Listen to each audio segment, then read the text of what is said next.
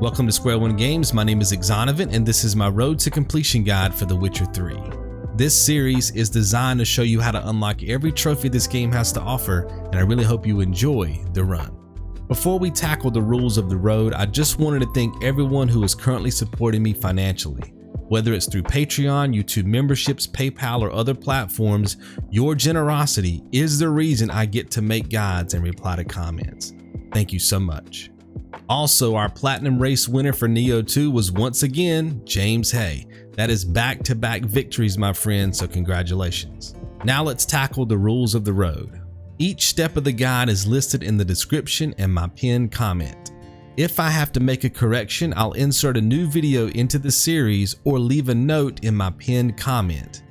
Always check my pinned comment before watching any video in the series.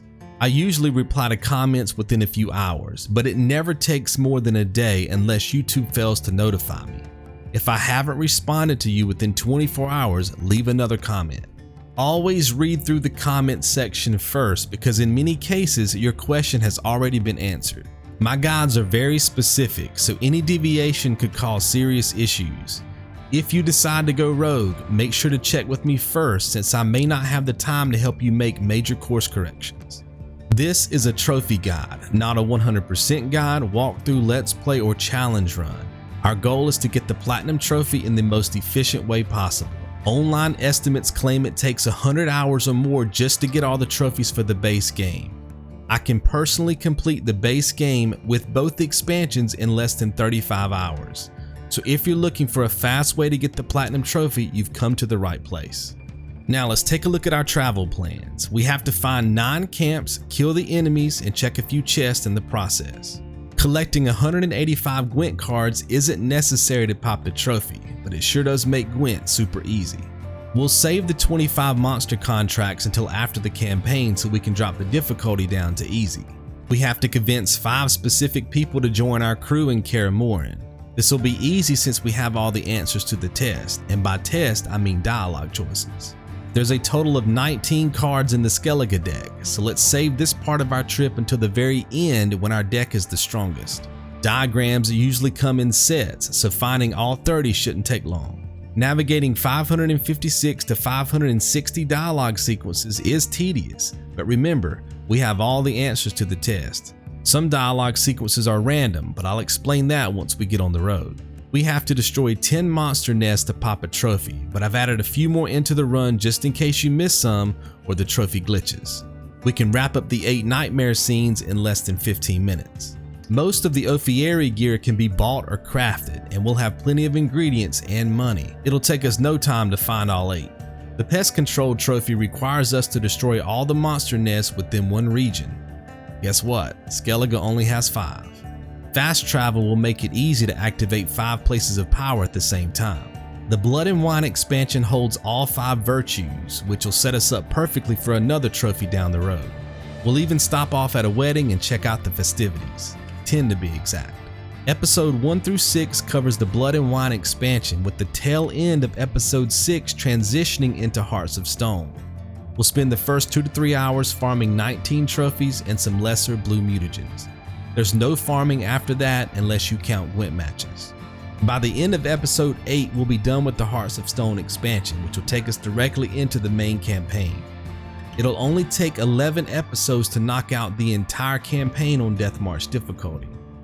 Since we played both expansions first, our plan is to hop into Death March difficulty on New Game Plus, so we have access to all our items, gear, and abilities.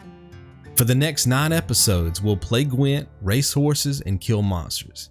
It's all downhill once we hit episode 31 because our Gwent deck will be so strong it'll destroy the competition. A few other things to keep in mind. The Erendite. We picked this sword up in episode 3. The cool thing about this sword is it can be leveled up, plus it deals more damage with each consecutive hit up to a maximum of 10 hits. Yes, you can farm enemies to level it up, but it's not necessary to complete the run. I'll explain how to farm enemies in episode 1 just in case that's something you decide to do. The Erendite gains power each time you hit an enemy. If you kill an enemy while it's maxed out, it gains a level.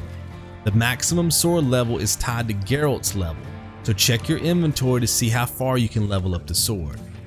The sword's power decreases over time, but especially when you take damage, so avoid getting hit if you plan to level up the sword. The best place I've found to farm kills is in Kaer Morn, near the Iron Mine signpost.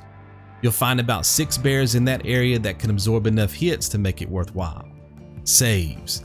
This game has 3 ways to save progress: auto saves, checkpoint saves, and manual saves. The game creates an image each time we perform a manual save, so make sure your camera is positioned just like mine when you save. This will make a lot more sense once we get into the guide, but I wanted to make you aware of it now.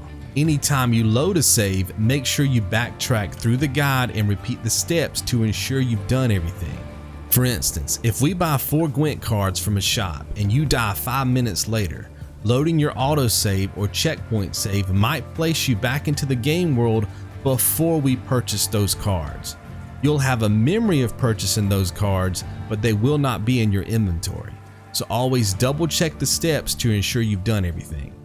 Failed quest. To complete the trophy hunt, we'll need to fail some quests along the way. These are mapped into the run, so don't be alarmed. Gwent. I will show every game of Gwent except for a few rare occasions. I took the liberty to time-lapse any matches that I lost, explained everything in detail, and showed all my wins. The trick to winning Gwent has little to do with knowing how to play. It's more about perfecting a system that gives you advantage play most of the time. I will explain how to play, but I'll spend most of the time teaching you the system. Input glitch.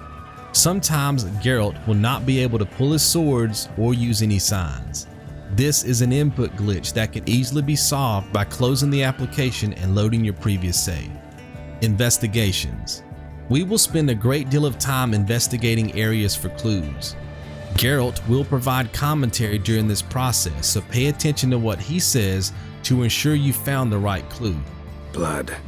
Guardsmen pulled these nets out of the water, then cut the mutilated body free. Some of the clues are grouped together, so it's really easy to accidentally investigate the wrong one. Mountain climbing. We can climb any mountain in the game by jumping and rolling in a diagonal pattern. We do this to speed up the run, but if you have an issue, go around the mountain to the destination. Forced walking. From time to time, we'll be forced to walk. However, in some cases, we can press right or left on the D-pad to pull out our sword.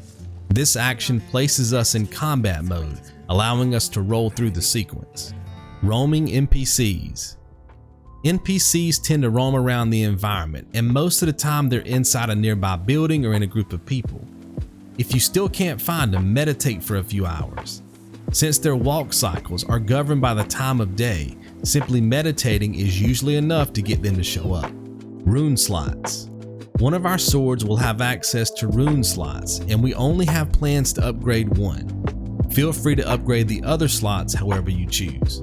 If I think of anything else, I'll leave a note in the pinned comment of this video, so make sure to check it out before moving to episode 1. My name is Exonovit. Be good.